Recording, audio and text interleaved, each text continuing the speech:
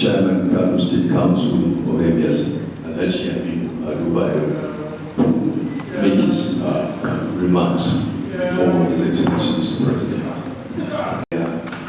Da dukkan waɗanda suka rabo shi, mai girma gwamnan jihar Kano, mai girma mataimakin gwamnan jihar Kano, da dukkan manyan baƙi, musamman sanatocinmu da shugaban ma'aikata da sakataren gwamnati da minista da sauran manyan baƙi, ababen girmamawa a gare ni, assalamu alaikum wa rahmatullahi ta'ala wa barakatuh.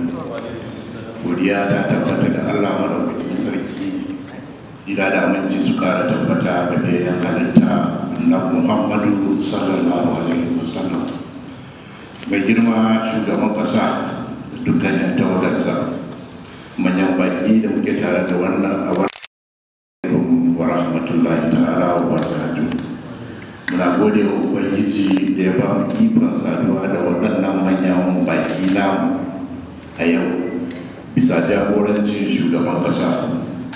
Muna kuma godiya da wannan ziyara, haka kuma muna godiya maras karewa da girmamawa da girmama wannan gida da ake yi a kodayaushe, da kuma amincewa da aka yi don buɗe wannan majalisa, wato tsoron ingila da shugaba ya gudanar.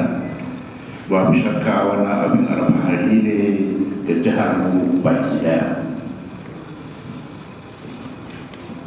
A tsawon shekaru kusan uku da Ubangiji ya ba mu halifancin magabata, ya zo gidan nan sau uku, wanda ya tabbatar da ƙaunarsa da wannan gida da jihar mu, musamman yadda muka san tarihin zumunci da ƙauna da ke tsakaninsa da mahaifinmu marigayi sarkin Kano, wanda ya koma da mahalicinsa yau kusan shekara ta da suka gabata.